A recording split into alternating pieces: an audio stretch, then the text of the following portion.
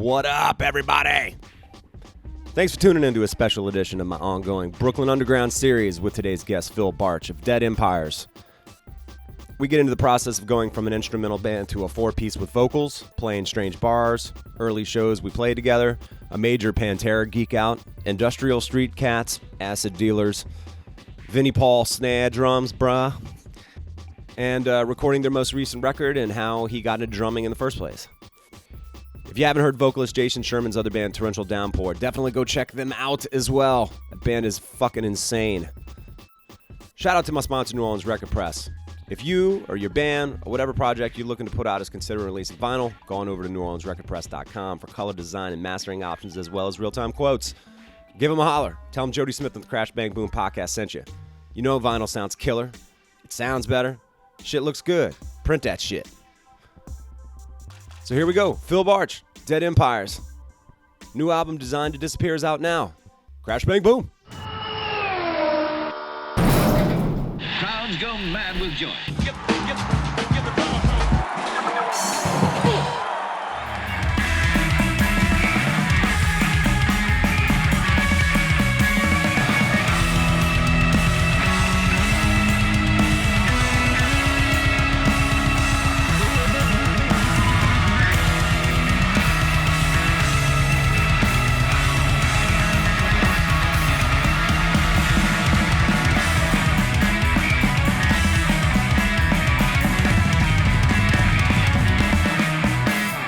All right, Phil Bartsch, not to be confused with March, the Bartsch drum. I like this. This is good. I like where this is going already. How's it going, dude? Good. I'm just wondering if you're going to sound replace this after, or maybe add a sample or two if my voice doesn't sound too good. Check. I'm thinking full-on auto-tune, i.e. T-Pain style. That's where the next record's going, so I'm glad we're talking about that now. Yes, this will all be auto-tuned. Awesome.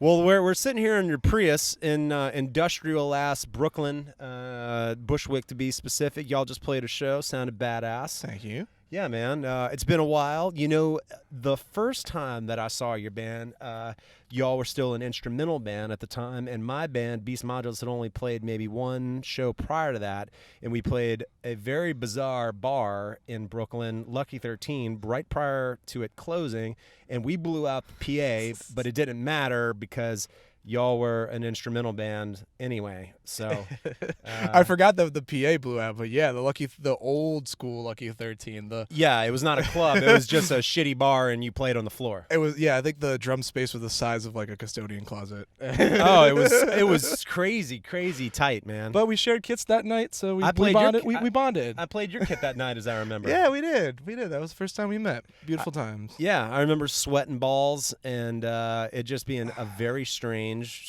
night. It was one of the stranger gigs I feel like that actually Beast Modulus might have played. It's only your second show. It can only go uphill, That's true. The bar was pretty low at that point. It's like how much more could it suck? Then you played with us, so I'm sorry. No, man, it was great. I remember at the time thinking that y'all were shredding and a very cool and interesting instrumental band. Which brings me to where y'all are at now with my friend Jason, who I know via Torrential Downpour, his band. Right. So tell me a little bit about how Jason became to be the singer of this band that once was an instrumental band. I mean, well, as you know, Jason has just been all over. Like, he knows everybody. He's been a staple of Torrential and Jersey scene, and we've played with him a bunch of times doing weekends with them, and we actually did one with Moontooth and Binary Code and them at one point. It was a really awesome tour, and so he's always been a buddy, and one of the last shows we played with him when he was filling in for a band called Family on Prosthetic Records. I know, I played drums on that record. Did you? Yeah, I'm the drummer on that record. I really am. Things you learned in the Prius. Yeah, how about that? Yeah. So that was like that show, like we had played with him, and yeah, it's funny because like he was filling in for that band, and it was like he's open to mingle a little bit, right. And we actually every year Torrential Downpour does Dime Fest. I don't know if you've been a part of that, but Beast Modules has actually played one. Hell yeah! All right, so we played that, and just like watching Jason like pull off Phil Anselmo, like just like spot on. It's just perfect.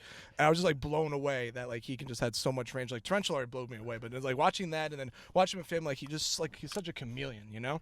Absolutely. And so he was like always in the back of our mind, and we were writing the record. You know, of course, we were trying to push ourselves, and we had a joke that we were going to put vocals on like a song, and the lyrics were going to be no words. So the instrumental band having one song, and the lyrics are no words. There you go. So that's how it got like started as a joke, and then we were like, well, what about vocals? What about Jason? What about Jason? Absolutely. Yeah, and we asked him to cut us a demo, and out of people that talked to us about being the singer, he was the only one that actually sent us a demo, and Right. And it just blew us out of the water. And DJ specifically was like, "We need more." Yeah. That's my trademark DJ impression. That's good. That's good. No, but he did one song. We started working with him. We already had the record written when he joined the band, and he just added everything to it. We didn't give him any guidance. We're just like, just do you, and that's what's on Design to Disappear. Like, we had everything written, he joined, then we added everything more. We actually had studio time booked, but we needed more time to wrap up some stuff, and then we got Jason, and that was, in the long run, the better decision. Fuck yeah. Yeah, man. Dude, to rewind for a second, you mentioned Dime Fest. For those of you listening to this who are wondering if we're talking about dime bags or dimes or like March for Dimes, isn't that a thing? Like a march for is that cancer? I don't know. But in any case, what that the reference is actually Dimebag Darrell and the band Torrential Downpour throws these annual parties, and they do like an entire, when we saw them, they did an entire Pantera album and then a whole nother thing. So we played with them. So it's totally insane. I mean, the other Jason in that band, the guitarist, like was nailing all the solos and shit. Oh, he's incredible. And I remember asking him, "How the fuck do you?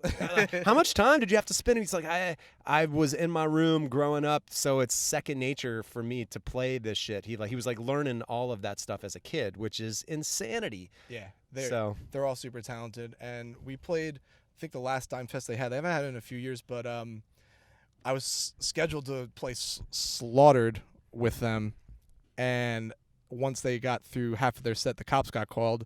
So then they did a quiet Pantera set, and it was awesome because they just like essentially played with like brushes and turned like the PA off. And Jason, sweet acoustic Pantera unplugged. And Jason's just like screaming with nothing on. It was Jesus. So yeah, we're pretty. We like to adapt. We're all Very good, man. Well, having Jason in the band and coming from an instrumental band, initially I was thinking that maybe songwriting wise it might have changed some things a little bit. But I mean, Jason has such an instrument like sort of mindset in how he approaches vocals. I guess it was kind of just like having another instrument in the band, not necessarily having to rework or what you were accustomed to necessarily, right? Of course, yeah. He does all of his own noise and synth, and he improvises and creates like chords and piano parts for certain parts. It's a total package. He can sing, he can scream, he does laundry, he cooks, he cleans. Oh man, yeah, he's a sweetheart. But God damn it. But yeah, no. So when we hired him, like we were never not against the idea of having a singer. We always said, like, we'll get a singer. Just has to be the right fit. And no one came around, so we just were instrumental for 7 years. Right. And, with this record, like I said, we're just trying to push ourselves, and, we were just, like, open to the idea of trying anything new, and that's how it came to be. But, yeah, he brought just an extra layer. Like, his vocals are out of control, but, like, the way he thinks about, like textures and atmosphere, it's awesome. And next record's going to have even more. It's going to be great. Awesome, man. Well, tell me a little bit about Record, the most recent record. Y'all did that out with Kevin Entresian. I mispronounce his name. Entresian. Jesus. We did it at his studio, but we actually worked with Scott Moriarty, who's the singer of a band called Organ Dealer. Oh, cool. So we went, I want to say last spring, we started tracking it, and we were there for about a week, and it went awesome. We've played a bunch of shows there. They have shows there a lot, and they do, like, they work with a lot of our friends, so it was just a no-brainer that this was a good place to be. I should clarify that there being Backroom Studios in New Jersey. Rockaway, yep. Yes, and they do throw shows there. Have y'all played there before? Well, we Yeah. have yet to play there yet. Yeah, they're cool. I mean, the room, it's like a live. It's just like in the live room, Right, and it's exactly. it's kind of like got small venue vibes. But I mean, they had a secret Dillinger Escape Plan show Yeah. there, and that's like less than 100 people. Like, Right. seeing Dillinger. So I unfortunately didn't get to go to that show, but I have played a couple there.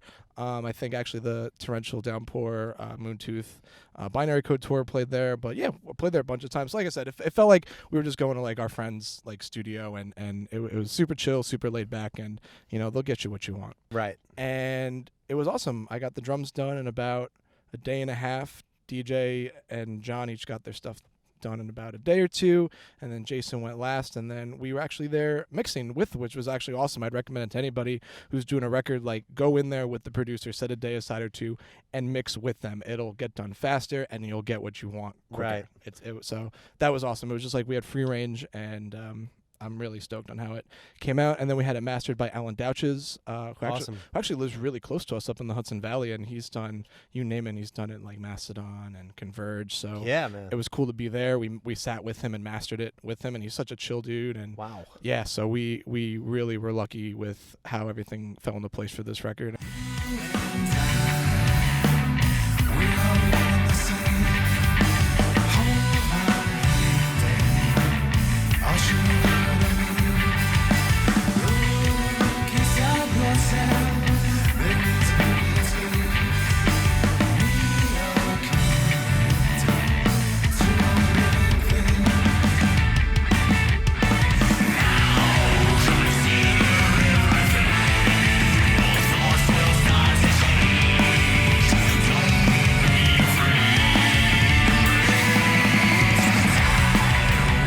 Going back to Pantera for a second, I was watching you playing tonight, and you're playing a fucking Vinnie Paul snare drum, dude. Ah, man, I've had that thing for so long, and actually, like, for years I've been using a Ludwig Superphonic, like the vintage one, like a 79. I bought one literally 3 days ago, but I got the 5x14, not the 6.5x14. It's all good. I mean, everybody should have one if you're a drummer. It's like the Strat of drums. Definitely the go-to. Must have. Exactly. So that was like my go-to for all, but I had that one a long time ago when I was playing like metalcore bands in high school, and I think like fucking ripped, and I just put it on the shelf for a while because I got the Ludwig, and I was like, so kind of like collecting dust. But then my buddy Mike Cadnar, who is actually the owner of Silent Pendulum Records, who put out our record, and I've had him on the podcast. Oh, awesome, yeah, Handsome fella. Oh, he's very handsome, good-looking guy. Yeah, you should see him wink at you. Eastern European. Doesn't have much fat on him as well. He can actually play with his shirt off and still look good, which is very impressive as a 42-year-old man who is struggling. Mike's 42. Wow, he looks great for 42. No, I'm saying myself. No. Love you, Mike. Oh, man, no, Mike's my boy. But yeah, no, so he, where was I going with Mike? Oh, I don't know. He put your record out, but he put our record out. But anyway, so he borrowed it for Vinnie Paul's there. So he borrowed it for. He also plays the number 12 Looks Like You. He borrowed it for that tour. So I brought it off the shelf. It was just sitting there. I was like, yeah, you could use it. And then he was like, can I buy it? I was like, I kind of want it. I kind of want to use it again. And then I started like messing with it and getting like the sweet spot, and everyone's like that's an awesome snare. So I just kind of brought it back, and now it's like just in rotation. It's sturdy. It's 8x14. It's you can tune it low, and it's got like that fatness to it. You could crank it up, and you can hear it like from the street. It rules. And more importantly than how it sounds, clearly, is that aesthetically it looks like a fucking snake. Real snake skin, bullet lugs, real bullets from the deer that Vinnie Paul shot in his backyard. I don't know. Yeah. No, it's got the faux snakeskin wrap and the spike tube lugs, but those things suck when you do double bass because I have like scar tissue and bruises on both my thighs from that thing just because they're like the spikes just like dig into you, but it kind of like pushes you to like go harder. It's like this hurts so good. Yeah. Well, that snare, as far as I know, has been discontinued. You're the second person that I've seen play it, and it always sounds badass. So not to go on a fucking snare drum tangent, but it is a drumming podcast. Hell yeah. So yeah, man, thank you. Yeah, I think that thing sounds awesome. I think the drummer of Inner Armour had one too. When I played, really? When I can played see them that. one time. Yeah, but it's an awesome snare. It's a deep snare, and Pearl's pretty sturdy, man. It's unmistakable for anyone listening to this. If you ever see a snare drum or a snare being played by a drummer, or any snare for that matter, that looks like a snake skin, it's the fucking Texas good old boys from Pantera putting out some signature shit. Yeah. You don't want to go on the brushes on that one. No, not so much. So here we go. When did you become conscious of Pantera? I got a story for you. Gosh, I gotta say, like, 6th grade, 7th grade is when I really got into everything. Like I was like, go home and watch, like TRL and like Fuse and all that stuff. So like I kind of got it. I kind of worked my way backwards, but then bands would play like for example, quick story. One of my favorite bands was Sum 41, and they would always play Judas Priest and like Slayer riffs. And then I was like, what the fuck is this? Yeah. And then I like got their DVD, and they like played Raining Blood. So that was like the first time I heard Raining Blood, and then that kind of like dripped me into like Priest and Ozzy, and then I was like, all right, fuck Sum 41 now. Like I'm gonna. Oh yeah. That was your gateway drug to the heavy shit. It was. Thanks, guys. Another victim of society. Absolutely. Look what they did to you. Yeah, but Pantera kind of just came within that territory, like just meshed in with everything. Yeah. Like Cowboys from Hell and Great Southern Trendkill, which is my favorite record by them. Is it really? That's my favorite one. I mean, it's kind of like picking between my kids, and I don't have any kids, but if I had, I couldn't pick my Right. But yeah, no, I just love Pantera. How could you not love Pantera? And Vinnie Paul just is like one of the most perfect metal drummers ever. He just grooves. He's solid. He doesn't overplay, and his fills are fucking tasty. And he just like his drums are just a beast. Like they're all like square dimensions, like 14 by 14, 16 by 16, like 24 by 24. And gosh, I can go on and on about Vinnie Paul. The old power toms. So here's my Pantera story. And yes, please. As I'm talking about this, I've been seeing two cats now. Here they go. You can see them there. Yeah, there they are. Running through the streets. This one is stalking the other one and going on the other side of the street, anticipating that this one is going to cross. And at some point, we might see a fucking industrial Bushwick cat fight, which I would rather not see. But if it does, I might have to pause it and fucking break up a cat fight. Like not like chicks fighting in the street, but actual, quadruped furry animals. In any case, that's not the Pantera story. Jesus Christ. So I got into them and had a VHS tape right when they put out Cowboys from Hell, and I was definitely like, this is awesome. And oh God, get out of the street. Oh God. I thought we were about to see said cat get run over by a truck just now. That would have been terrible. All right. They're okay. They're okay. Everyone listening to this. So I had the VHS. I knew about them. I thought they were fucking awesome. And more or less in hindsight, I was like, what I dug about them then and what I continue to dig about them is like the shuffly feels. And because I know that he and his brother Dimebag grew up playing blues and shit like that. Right.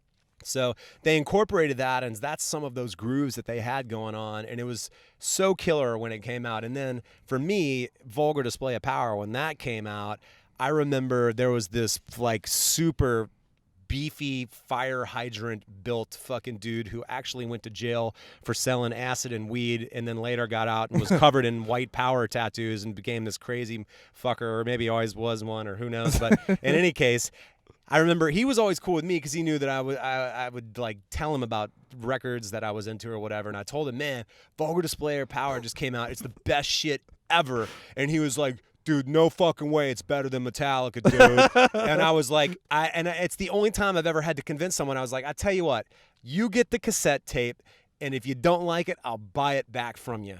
And he got it, and afterwards, like a day or two later, he was like, dude, that's the fucking best shit ever. And I was like, I fucking told you. Now, of course, that's weird that he became a white supremacist and went to jail for selling acid and weed. That's kind of a whole nother story. But that's not the point of the story. That's not the point that's not the point of the story. So that's my Pantera story. You may have supplied him like the soundtrack to like a murder. Like, right. like he listens to that shit, he gets fucking swole, and then he goes out and so. Yeah. But I'm sure he's doing fine. Is he doing okay? Once the whole I only heard about these things. I at that point was like, I'm moving on, brother. I'm glad I didn't have to reimburse you for the Pantera tape. Well, that would have been $8, whatever. What's his name? I'm not gonna say it. Okay. Well, whatever your name is, if you're listening, you're listening. We're just talking about you, bro. I just want to see how you're doing. Yeah, not gonna name drop. Okay, that's cool. Yeah.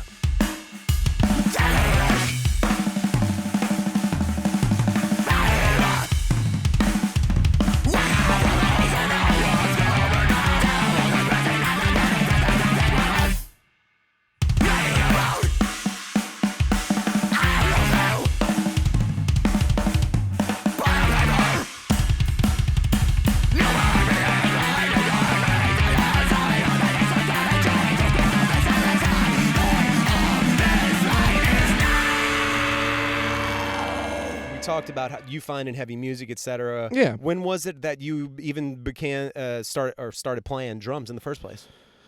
Well, it started around, I would say like summer of 6th grade, like right before you go into middle school. I got my first drum set for Easter, and it was set up all wrong by my parents, like, right tom, left tom, all miscombobulated, and I kind of was just beating the crap out of it. I actually didn't even have a bass drum pedal. I was just like, it broke, and I just thought I could just like get away with playing with my hands. No one taught me anything. I was kind of like self-taught, and then eventually got like my first nice kit, which was a Tama Star Classic like Bartsch. That was my first kit. Right on.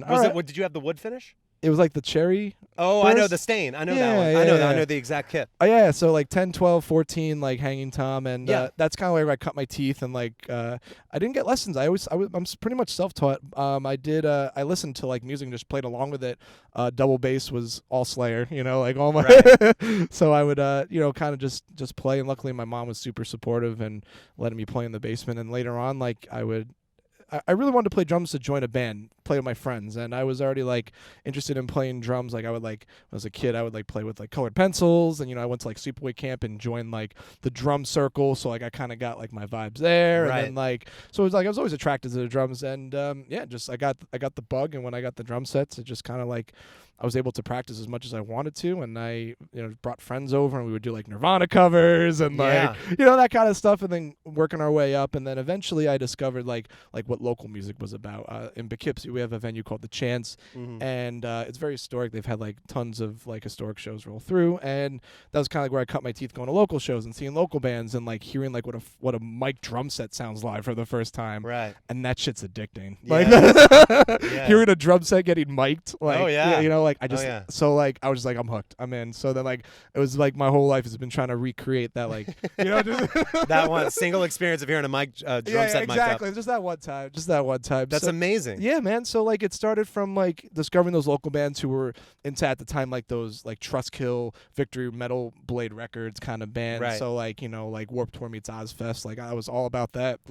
And then when high school came around, I was more into like Swedish melodic metal, In Flames, At the Gates, like Dark Tranquility, like and then I started dabbling more like Mastodon and like Converge. Oh yeah. And like back in I was always listening to Converge, but like just like more metal prog bass kind of stuff. Mastodon, Baroness, and JB, to his credit, introduced me to the Melvins, which changed my life. That was discovering Dale Crover like completely changed the way I think about drums.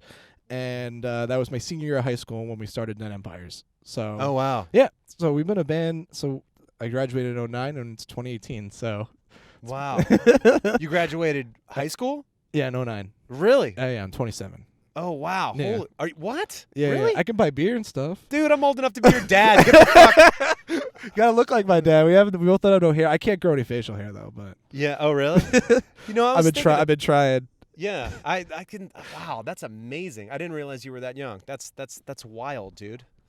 Well, thank you. You talked about growing up. I guess is Poughkeepsie upstate? Is that considered? Yeah, so it's about 2 hours north of the city, like Hudson Valley. So we have Vassar Colleges up there. The Culinary Institute of America is up there. My buddy went there. Yeah. Word. So Hyde Park is like Franklin Delano Roosevelt's like stomping ground. So his house is there. There's like a national library there. Yeah.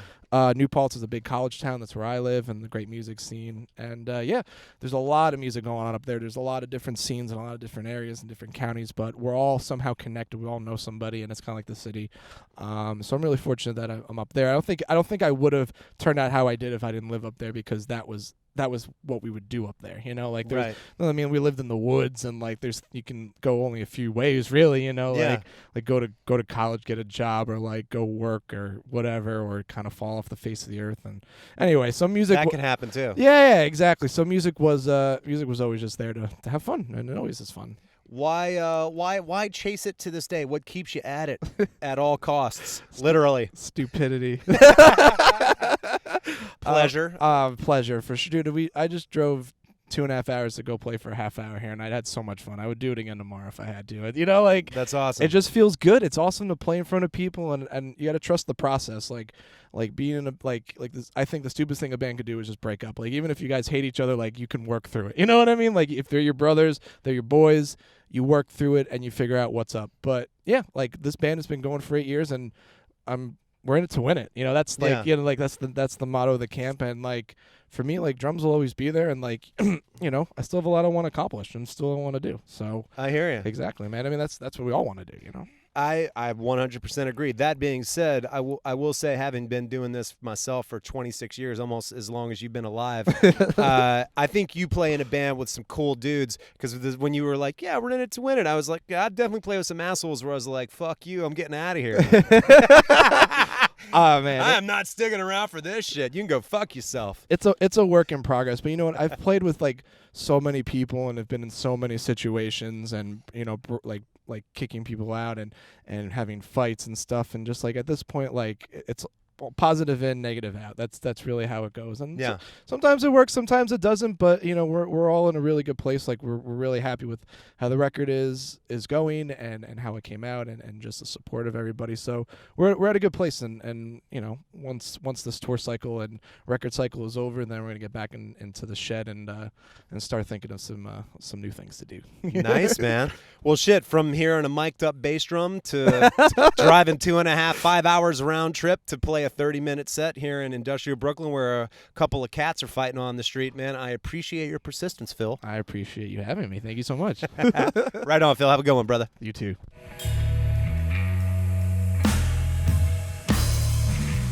Chemical Dare. All right, everybody, thanks for tuning in. Thanks to Phil for hanging. That was a bizarro interview in industrial-ass Brooklyn with street cats and all sorts of silliness to talk about. So it was good times, good hangs, good shit. We'll catch you on the next one. Crash, bang, boom.